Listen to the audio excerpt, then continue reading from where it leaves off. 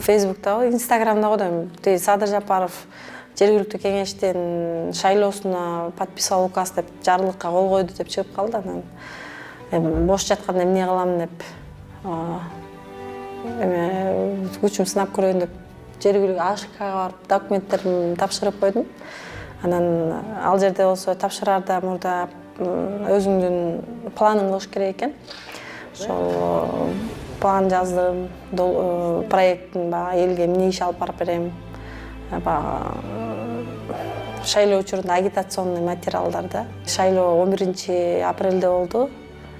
Өтөм деп деле ойлогон эмесмин, көрөйүнчү деп эле күчүмдү сынап, бош жатканда эмне өтсөм өттүм, өтпөсөм жок. Убакыт өткөрүш керек болду мен үчүн.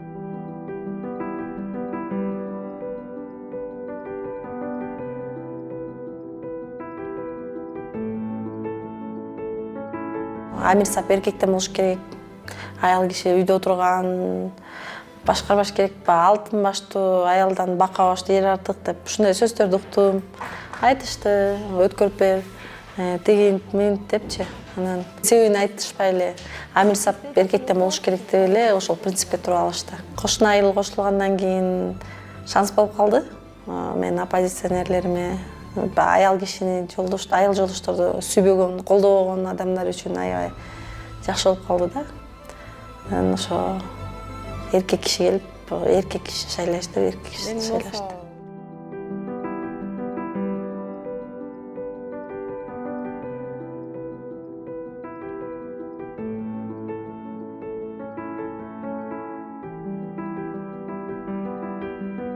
Siz мусоровозду siz алып келдиңиз да?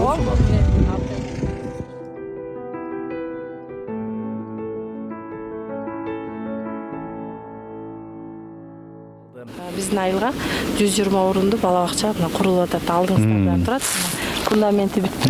Булбу? Бул 120 орунду 2 кабаттуу бала бакча республикаский бюджеттен каржыланып атат.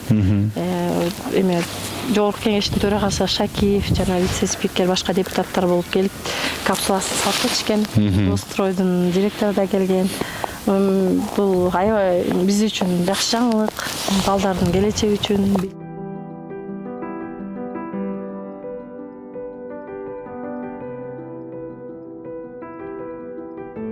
Жана айтып аткан биздин раскол ушул.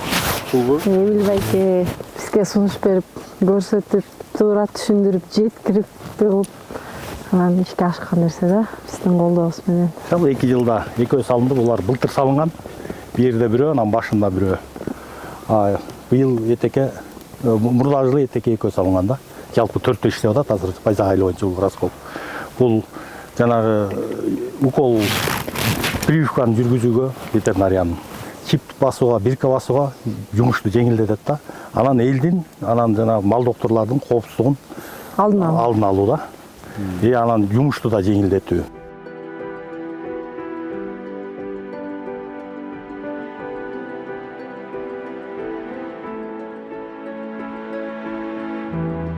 Муну бюджетке мээрмекөй сунуштабыз. Климаторий алуу боюнча, бул жугуштуу малдардын жок кылуу боюнча өлүктөрүн. Анан ошол өтүп 630 миңге алып келинди да. Бүгүнкү күндө иштеп алдында турат.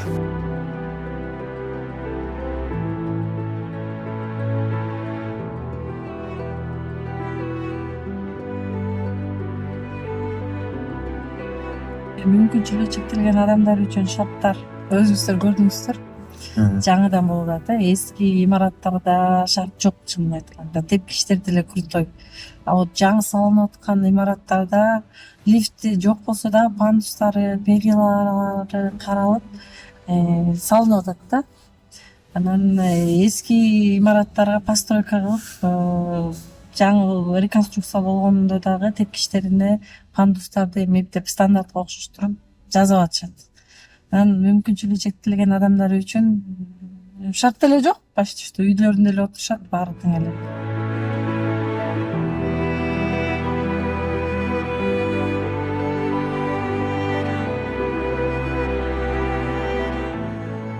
Үйдө эле отура бербейсиңби деп. Параллель классты эң биринчи ишке чыкканда параллель класс тапкан классташыман үйдө эле жата бербейсиң, бактырып коюп сага эмне кереги бар депчи. Бир ошол эсимде калыптыр. Андан кийин ВТК, ЭПСК повторный эмеге өтүш үчүн инвалидностьгачы определенный срокто 1-2 жылга берет. Ошону кайра повторно өтүш үчүн барганда айтты, сенден соолору жокпу, сен эмне келдиң, бөлүк кишилер жокпу деп ушундай кемсиздик болду. Мен айттым, ушундай сиздердин айтууңуздар боюнча инвалидтердин баары үйдөн чыкпай жакшап ошону суроолордон качып, наоборот өзүң келдиңби деп күч кубат берген ордуна силер адамды кемсинтип атасыңар деп айткам.